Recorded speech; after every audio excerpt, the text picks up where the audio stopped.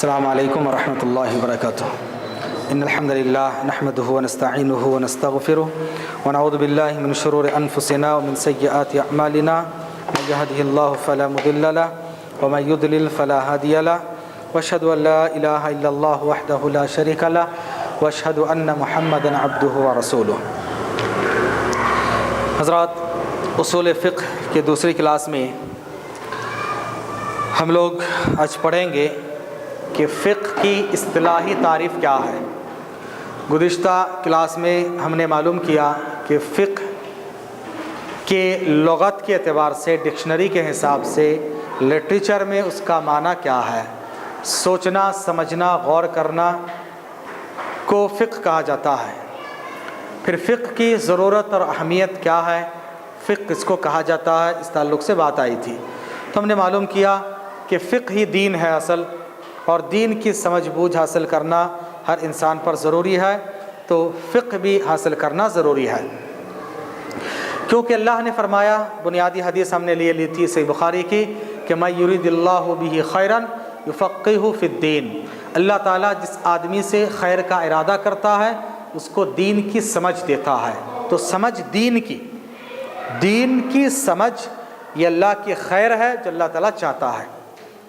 پھر ہم نے معلوم کیا کہ دین کیا ہے، تو دین کے لیے حدیث جبرائیل کو ہم نے کوٹ کیا تھا کہ حدیث جبرائیل میں اسلام، ایمان، احسان، ان سب چیزوں کو دین کہا گیا، اور دین اسلام ہے۔ اور اسلام کا مطلب ہوتا ہے، اسلام کیا ہے؟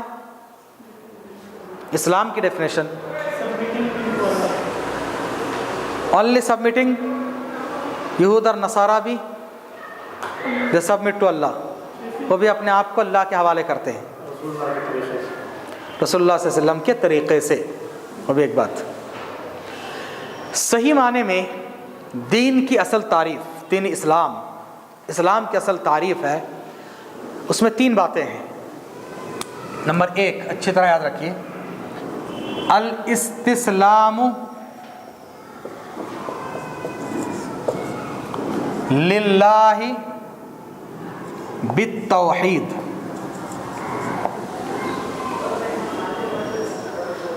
الاستسلام سبمیشن للہ ٹو اللہ، بالتوحید وتھ توحید، توحید کے ساتھ اپنے آپ کو اللہ کے حوالے کرنا، یہ اسلام، دین اور دین اسلام کی ایکچوئل ڈیفینیشن یہ ہے کہ اسلام اور دین یہی ہے کہ اللہ کے سامنے اپنے آپ کو حوالے کرنا، سرنڈر کرنا، سبمٹ کرنا وتھ توحید، توحید کے ساتھ۔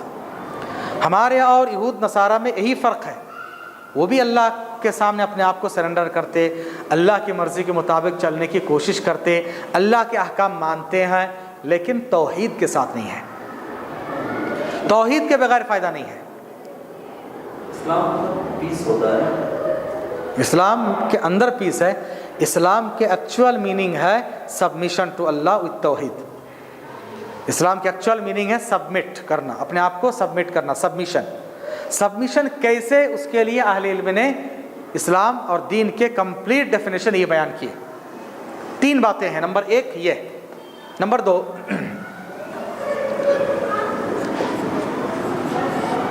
والانقیاد لہ بالطاعہ،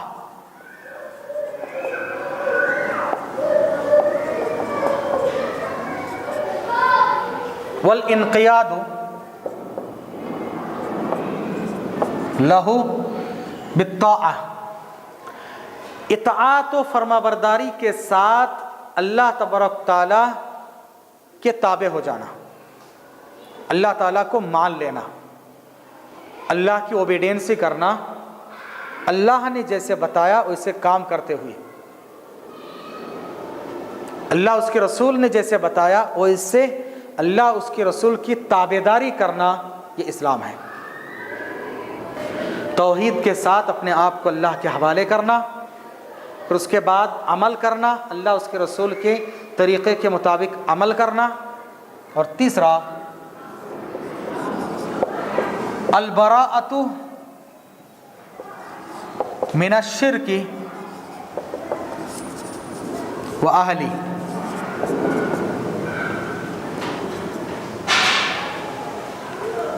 شرک اور مشرکین سے، شرک اور شرک کرنے والوں سے اپنے آپ کو بری کر لینا، ان سے الگ کر لینا. براء انوسنٹ، کہ ہم شرک اور شرک کرنے والوں سے انوسنٹ ہیں، بری ہے، اس میں ہمارا کوئی انوالومنٹ نہیں ہے، ہمارا کوئی تعلق نہیں ہے. ہر نبی نے یہ کام کیا. نبیوں کے جو باپ ہیں ابو الانبیاء جن کو کہا جاتا، امام و اہل توحید، توحید پرستوں کے امام جن کو کہا جاتا ہے، ابراہیم علیہ السلام. ابراہیم علیہ السلام نے باقاعدہ ہی کہا، قرآن میں اللہ نے نقل کیا، وَإِذْ قَالَ إِبْرَاهِيمُ، یاد کرو اس وقت کو جب ابراہیم نے کہا لِأَبِيهِ وَقَوْمِهِ، اپنے باپ اور اپنی قوم سے، اِنَّنِي بَرَاءٌ مِّنْكُمْ، میں تم سے بری ہوں، اِنَّنِي بَرَاءٌ مِّمَّا تَعْبُدُونَ، جس کی تم عبادت کر رہے ہو ہم ان سے بری ہیں. نبی نے بھی فرمایا لا اعبد ما تعبدون، تم جس کی عبادت کرتے ہو میں اس کی عبادت نہیں کرتا. شرک اور اہل شرک سے براءت کا اظہار ہونا چاہیے، بھئی ہم اس سے نہیں ہیں، ہمارا تعلق ان میں سے نہیں ہے. نہیں وہ بھی صحیح ہے، وہ کر رہا ہے، وہ بھی صحیح طریقہ ہے، وہ بھی صحیح طریقہ، یہ بھی صحیح، تو سب کو ایگری کر لینا، یہ اسلام کا پورا حق ادا نہیں ہوا. تو اسلام میں اتنی باتیں ہیں، ان سب کی سمجھ حاصل کرنا دین ہے، ایکول ٹو دین. اور دین کی سمجھ یہ فقہ ہے، دین کی سمجھ حاصل کرنا یہ فقہ ہے. اس کے بعد آئیں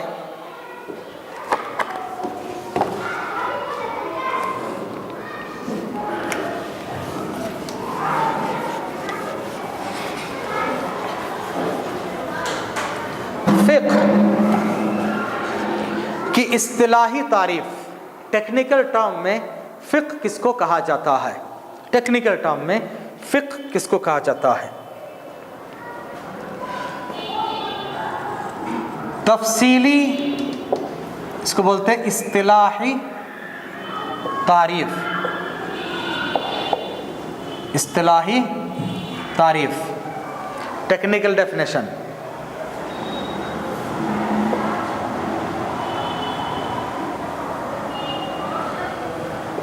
تفصیلی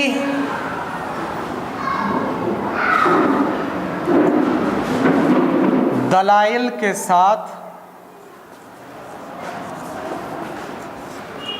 شریعت کے احکام معلوم کرنے کا نام فقہ ہے. تفصیلی دلائل کے ساتھ شریعت کے احکام معلوم کرنے کا نام فقہ ہے.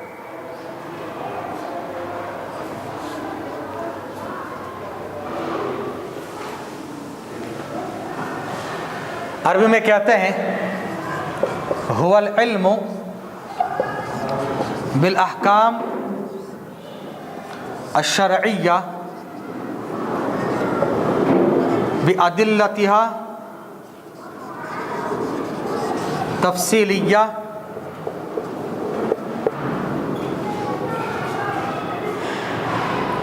هو العلم بالاحکام الشرعیہ بأدلتها التفصیلیہ. عربی میں لکھیں یا اردو میں لکھیں؟ تفصیلی دلائل کے ساتھ شریعت کے احکام معلوم کرنے کا نام فقہ ہے. عربی میں شارٹ ہوتا ہے، عربی میں ہاف لائن میں ہوگا. والعلم بالاحکام الشرعیہ بأدلتها التفصیلیہ. کوئی تفصیلی، الٹا ترجمہ کرنا، تفصیلی دلائل کے ساتھ شریعت کے احکام معلوم کرنے کا نام فقہ ہے.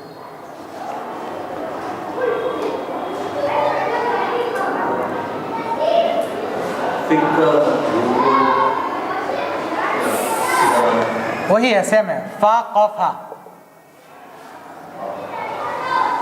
اس کو فقہ فقہ بولتے ہیں، لیکن صحیح ایکچوئل پروننسیشن ہے فقہ. فقہ بولتے ہیں لیکن صحیح نہیں، فقہن، فقہ وہی صحیح ہے. قاف کو زبر نہیں ہے، فقہ نہیں ہے.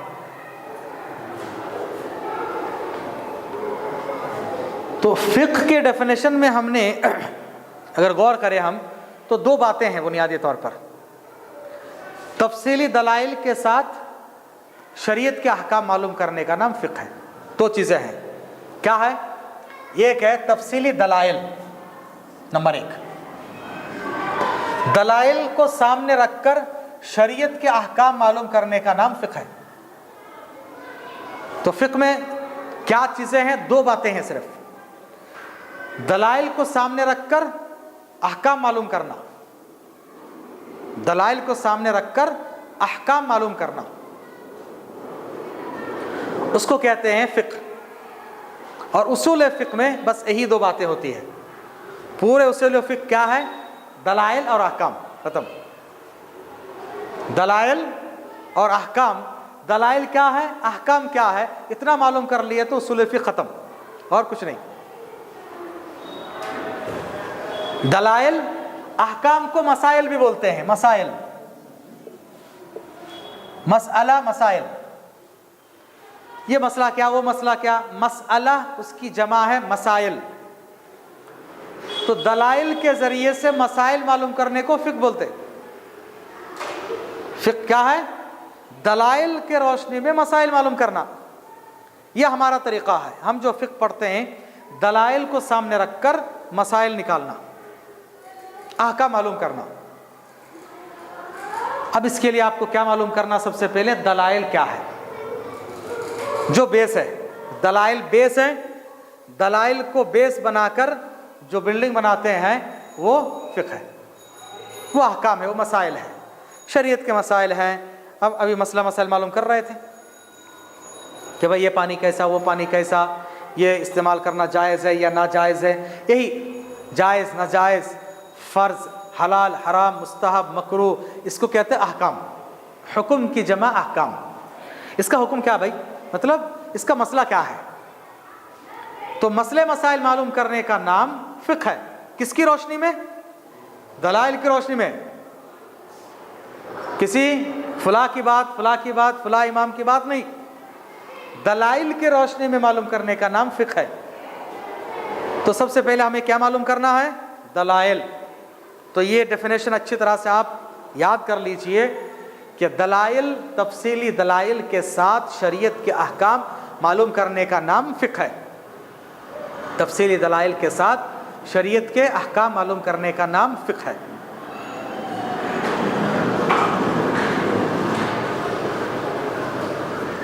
اچھی طرح سے یاد کر لیں.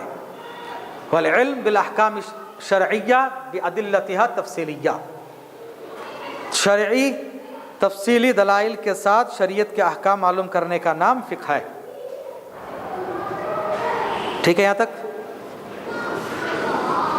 تو فقہ لغت میں، ڈکشنری میں، لٹریچر میں فقہ کے معنی سمجھ بوجھ. شریعت کی نگاہ میں فقہ کے معنی ہے دلائل کو سامنے رکھ کر مسائل معلوم کرنے کا نام ہے.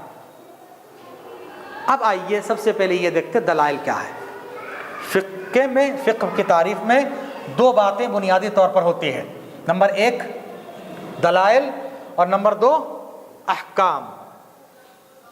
آئیے، دلیل سنگولر ہے،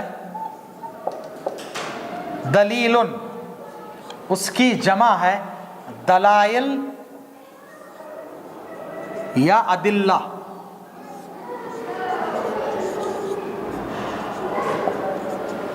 میں عربی میں لکھا تھا دیکھیں ادلتہ تفصیلیہ. عربی میں دلائل اور ادلہ دونوں پلورل ہے. یہ بیسک ٹرمز ہے، ان کو یاد نہیں کریں گے تو آگے آپ فقہ نہیں سمجھ پائیں گے. اس کے لیے بہت سے دلائل ہے، کتنے ادلہ سے بتایا گیا تو سمجھ لینا ادلہ دلائل یعنی دلیل کی پلورل.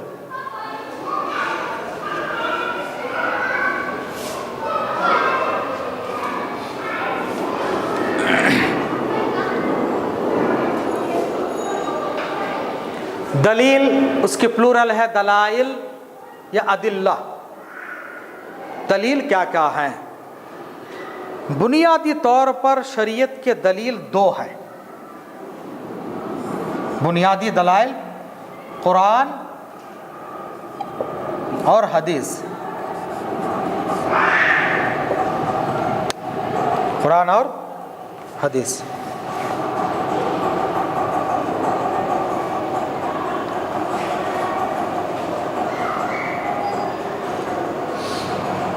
ان دونوں کو کہا جاتا ہے وحی. ان دونوں کا نام کیا ہے؟ وحی. قرآن کو بولتے ہیں وحی متلو، وہ وحی جس کی تلاوت ہوتی ہے، متلو تلاوت سے متلو. حدیث کو بولتے ہیں وحی غیر متلو، وہ وحی جس کی تلاوت نہیں ہوتی ہے. تلاوت کس میں؟ نماز میں. پہلی رکعت میں سورہ فاتحہ کے بعد تلاوت ہوئی، وہ قرآن کی تلاوت ہوتی ہے. نماز میں حدیث کی کوئی تلاوت نہیں ہوتی ہے. صرف اتنا فرق ہے. ورنہ ایز اے پروف، دلیل کے طور پر دونوں ایکول ہے. قرآن سے ثابت ہو تو اس کا مقام زیادہ اونچا، حدیث سے ہو تو کم اونچا، ایسا نہیں.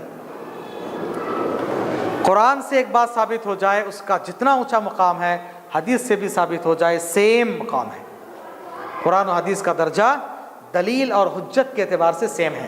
صرف تھوڑا سا فرق ہے کہ اس کی تلاوت ہوتی ہے قرآن کی، اس کی تلاوت نہیں ہوتی ہے. قرآن کے ورڈنگز اور میننگز دونوں اللہ کی طرف سے، اسی لیے اس کو کلام اللہ بولتے ہیں. اللہ کا کلام ہے، ورڈنگز اور کلام اللہ کا ہے. حدیث میں میننگ اللہ کا ہے، ورڈنگز نبی کے ہیں. صرف اتنا فرق ہے. نبی اپنی طرف سے ایک بات بھی نہیں کہتے. اللہ تعالیٰ نے سورہ حاقہ میں بیان کیا کہ وَلَوْ تَقَوَّلَ عَلَيْنَا بَعْضَ الْأَقَاوِيلِ، اگر نبی اپنی طرف سے بعض باتیں گھڑ کے پیش کر دیں تو نبی کے داہنے ہاتھ پکڑ کے ہم ان کی گردن کاٹ دیں گے. اللہ نے کہا. اتنی بڑی وعید. پھر سورہ نجم میں اللہ نے فرمایا وَمَا يَنْتِقُ عَنِ الْهَوَىٰ، نبی اپنی مرضی سے کچھ نہیں بولتے ہیں. إِنْ هُوَ إِلَّا وَحْيٌ يُوحَىٰ، جو بھی نبی بولتے ہیں وہ وحی ہے جو ان کی طرف کی جاتی ہے. تو یہ بھی وحی، وہ بھی وحی. نبی نے قرآن بھی کہا، حدیث بھی کہا. اور دین کی بنیاد انہی دو چیزوں پر ہے. دونوں کو ملا کر دین، پورے دین کی بنیاد کس پہ؟ وحی پہ ہے. وحی کیا ہے؟ قرآن اور حدیث. دلیل کیا ہے؟ وہی قرآن و حدیث. تو دین جو ہے وہی دلیل ہے، اور دلیل جو ہے وہی دین ہے، اور وہی قرآن حدیث ہے. قرآن حدیث ہی اصل میں دین ہے، وہی دلیل ہے، سب ایک ہے. بات سمجھ میں آ رہی؟ تو دلیل بنیادی طور پر یہ دونوں ہے، قرآن اور حدیث، جن کو اللہ نے دلیل کے طور پر بھیجا ہے، دلیل کے طور پر نازل کیا ہے. یہ دونوں دلیل ہے. بیسیکلی یہ دونوں، ان کے انڈر میں 9 دلائل اور بھی ہیں. کتنے ہیں؟ 9. بعض اہل علم نے 10 لکھا ہے. 9 آپ یاد رکھیں، 9 دلائل اور بھی ہیں. ان کے انڈر میں 9 دلائل ہیں.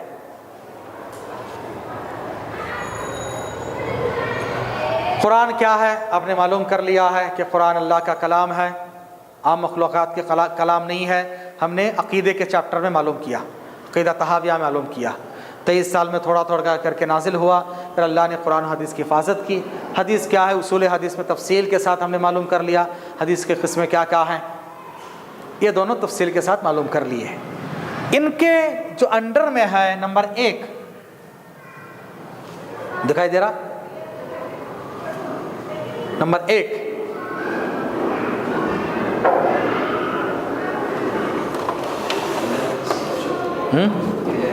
گر جائے گا،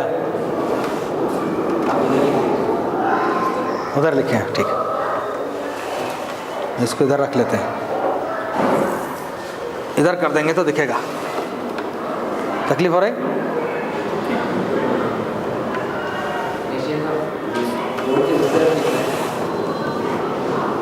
خیر، اس میں احکام سمجھانا چاہ رہا تھا. تھوڑا ادھر چلے جائیں گے، کیمرہ میں بھی آنا چاہیے.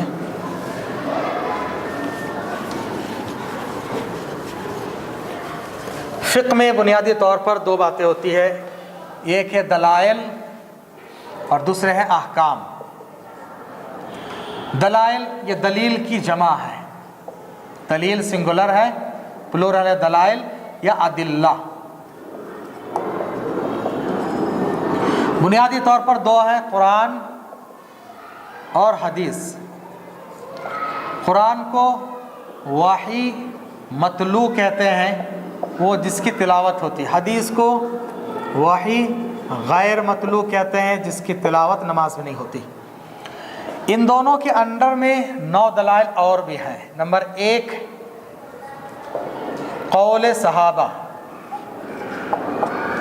قول صحابہ قرآن و حدیث میں ہم پہلے دیکھیں گے، اس میں نہیں ہے تو صحابی کا قول ہے کیا دیکھیں گے. صحابی نے کیا کہا، صحابی نے کیا کیا، صحابی کا عمل، صحابی کا قول، یہ شریعت میں دلیل ہے. کب؟ قرآن و حدیث کے بعد. صحابی کی بات بھی قرآن و حدیث سے ٹکرا جائے ہم عزت کے ساتھ صحابی کی بات بھی چھوڑ دیتے ہیں، کیونکہ یہ 9 قرآن و حدیث کے اکارڈنگ ہونا چاہیے، قرآن و حدیث کے موافق ہونا چاہیے، یہ قرآن و حدیث کے خلاف نہیں ہونا چاہیے. اگر یہ 9 کے 9 قرآن حدیث کے خلاف ہے کسی کو نہیں مانیں گے. جب تک قرآن و حدیث کے خلاف نہ ہو تب تک یہ دلیل ہے. نمبر 1 قول صحابہ، صحابہ کی باتیں، یہ بہت آسان آرام سے سمجھ سکتے ہیں. نمبر 2 اجماع. اجماع. نمبر 2 اجماع. ان کو بلائیے تھوڑا مزے سے، نیچے بک ہے جس میں درس ہوا وہ لے کے آنے بولے.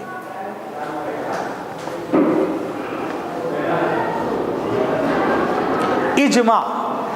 اجماع کے معنی ایگریمنٹ، پورے لوگوں کا، لوگوں سے مراد اس وقت کے کسی زمانے کے تمام علماء کا کسی مسئلے میں اتفاق ہو جانا، سب کے سب علماء ایگری کر لینا ہاں یہی صحیح ہے. پورے امت کا، پورے امت کے علماء کا جس بات پر اتفاق ہو گیا، سب نے ایک مسئلے کو اپروو کر دیا تو اس کو کہا جاتا اجماع. اور اجماع شریعت میں دلیل ہے. اجماع شریعت میں دلیل ہے کیونکہ نبی نے فرمایا لا تجتمع امتی علی خطا یا علی ضلال، میری امت سب کے سب غلطی پر یا کسی گمراہی پر جمع نہیں ہو سکتی. تو پورے امت کسی بات پر جمع ہو جائے تو وہ چیز غلط نہیں ہو سکتی ہے، وہ چیز گمراہی نہیں ہو سکتی. کیونکہ نبی نے کیا فرمایا، میری پوری کی پوری امت کسی گمراہی پہ یا کسی ضلالت پہ، کسی غلطی پہ جمع نہیں ہو سکتی. تو اس کا کراس میننگ کیا ہوگا، امت جس بات پر جمع ہو گئی تو وہ چیز غلط نہیں ہو سکتی، وہ چیز غلط نہیں ہو سکتی، وہ چیز گمراہ یا گمراہی نہیں ہو سکتی. جزاک اللہ خیر.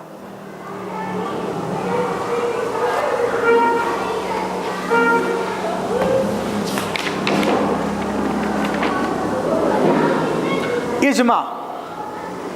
اجماع کی ڈیفینیشن دیکھیے، کہتے ہیں کہ اجماع سے مراد نبی کی وفات کے بعد کسی خاص دور میں امت اسلامیہ کے تمام مجتہدین یعنی علماء کا کسی دلیل کے ساتھ کسی شرعی حکم پر متفق ہو جانا.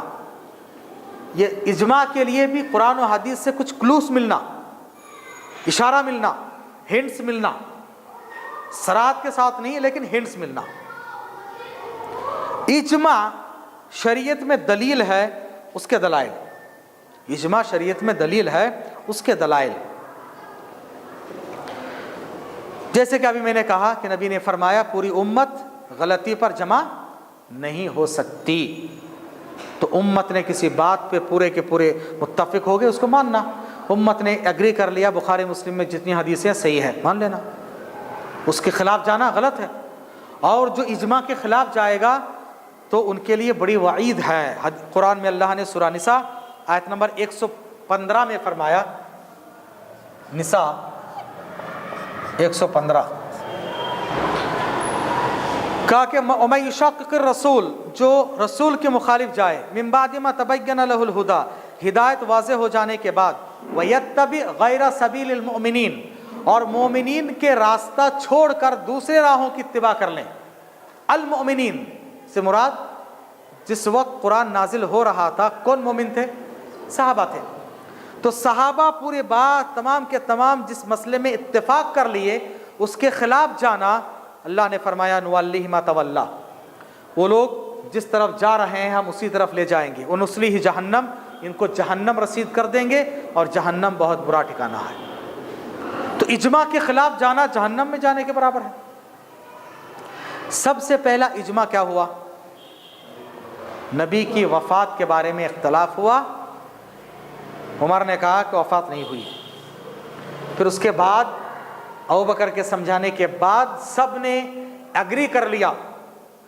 अब सहाबा के ख़िलाफ़ जो लोग जा रहे हैं कि नबी की वफ़ात नहीं हुई, अब बताइए वो लोग इजमा को मानते हैं? क्या इस कुरानी आयत के मिस्दाक वो लोग नहीं होंगे कि जो मोमिनीन के रास्ता छोड़कर दूसरा रास्ता इख्तियार कर ले? सहाबा ने कौन सी कब्रों का सजदा किया?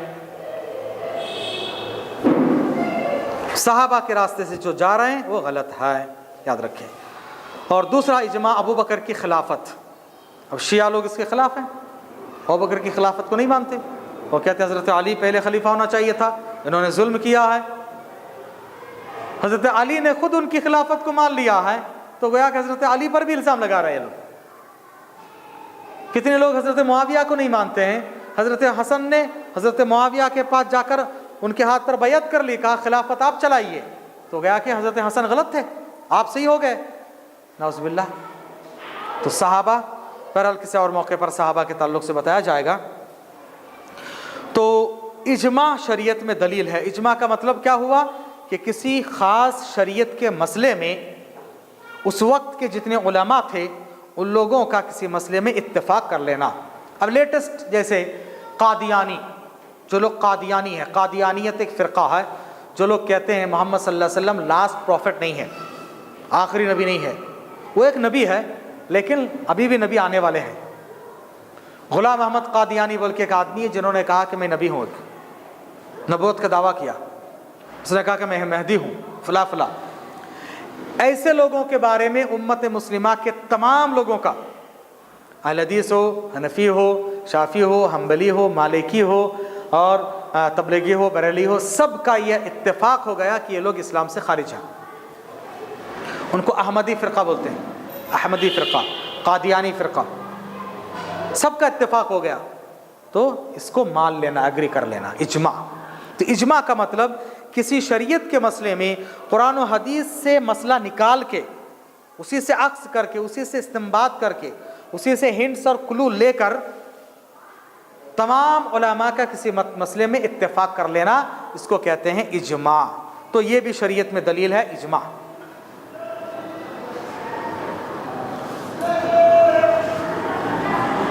और इजमा शरीयत में दलील है, उसके लिए हमने कुरान से और हदीस से दो दलाइल दिए कि ये भी मानना है और इसके खिलाफ जाना जहन्नम में जाने के बराबर है।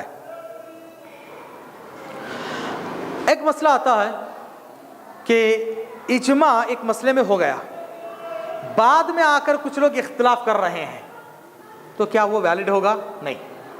एक मर्तबा इजमा हो जाने के बाद अब बाद में आकर कुछ लोग इख्तिलाफ कर रहे हैं तो वैलिड नहीं होगा, वैलिड नहीं होगा, याद रखें। अब अगर कोई कह रहा बुखारी में ज़ईफ़ हदीस है, नहीं मानेंगे। अब अगर कोई कह रहा नबी की वफ़ात नहीं हुई, नहीं मानेंगे। अब अगर कोई कह रहा कादियानी काफिर नहीं है, नहीं मानेंगे। एक मर्तबा इजमा हो गया सो हो गया, बस। तीसरा, कयास। कयास के माने गेसिंग। कयास के माने गेसिंग, किसी मसले में गेस करना।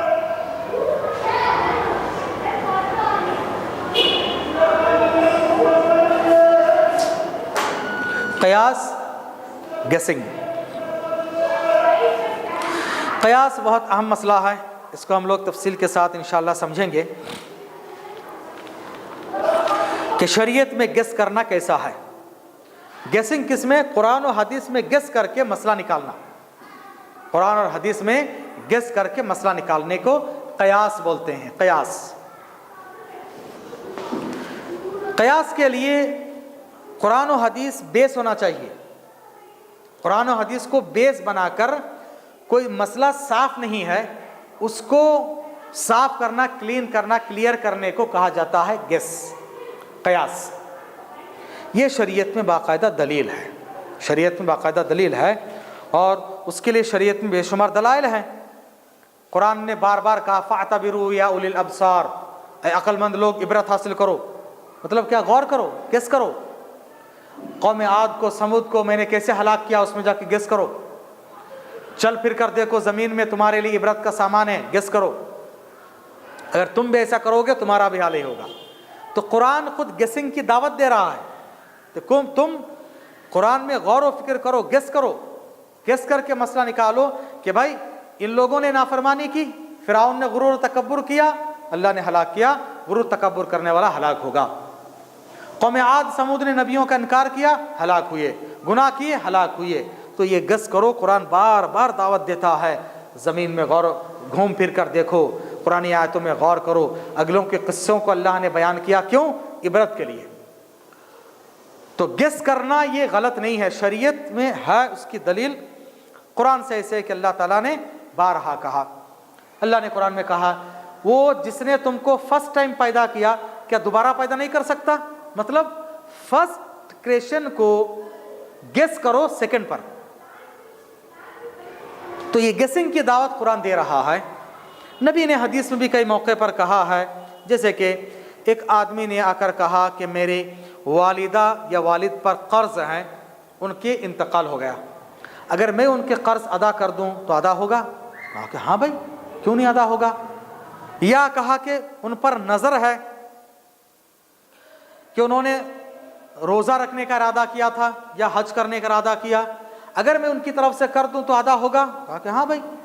جیسے تم ایک انسان قرض لیا تھا, قرض لے کے مر گیا, اس کی طرف سے آپ ادا کر دیں گے تو ادا ہوگا نہیں ہوگا؟ ہوگا. تو کہا کہ جب انسان کا قرض ادا ہوگا تو اللہ کا قرض کیوں ادا نہیں ہوگا؟ تم بھی ان کی طرف سے روزہ رکھ دو گے, حج کر دو گے تو ادا ہوگا. تو انسان کے قرض پر اللہ کے قرض کو گس کیا گیا. تو اس میں بھی گیسنگ کا تصور ملتا ہے. تو گس کرنا یہ بالکل جائز ہے. ایسا اور ایک دلیل ہے شریعت میں کہ نبی صلی اللہ علیہ وسلم کے پاس ایک مرتبہ ایک بڑا مسئلہ آ گیا کہ میاں بیوی دونوں گورے ہیں, بچہ کالا پیدا ہوا ہے. حدیث میں باقاعدہ بچہ تھوڑا سا سولا پیدا ہو گیا. اب یہ شوہر ماننے کے لیے تیار نہیں, میرا بچہ نہیں ہے, دونوں گورے ہیں, بچہ سولا ہو گیا. نبی کے پاس مقدمہ آیا تو نبی نے فرمایا, صحیح بخاری کی حدیث ہے, حدیث نمبر 5305, کہا اچھا بتاؤ. شوہر کو نبی نے سمجھایا گیسنگ کے ذریعے, تمہارے پاس اونٹ ہے؟ ہاں بہت سارے اونٹ ہیں. سب کا کلر ایک جیسا ہے؟ کہا کہ نہیں, الگ الگ بھی ہے. اگر شروع میں پورے اکثر و بیشتر کیسے ہیں؟ کہا کہ اکثر لال ہے, اکثر ان میں سے لال ہے, یا اکثر ان میں سے سفید ہیں. نبی نے پوچھا ان میں سے کوئی ایک وائٹ بھی ہے؟ کہا کہ ہاں ایک دو کبھی وائٹ بھی ہو جاتا. تو کیسے ہو گیا بھائی, یہ پورے اونٹ اونٹنی جن کے ساتھ جفتی ہوئی سب ایک ہی کلر کے ہیں, بیچ میں ایک وائٹ یا وائٹ میں ایک ریڈ کیسے نکل گیا؟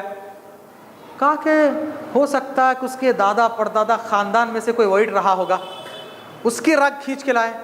اللہ کے رسول نے فرمایا یہ بھی تو ہو سکتا ہے کہ تمہارے خاندان میں کوئی جو ہے سولا تھا, اس کی طرف چلا گیا بچہ. تو یہ نبی نے کہا کہ گیس کرو, گیسنگ کر کے.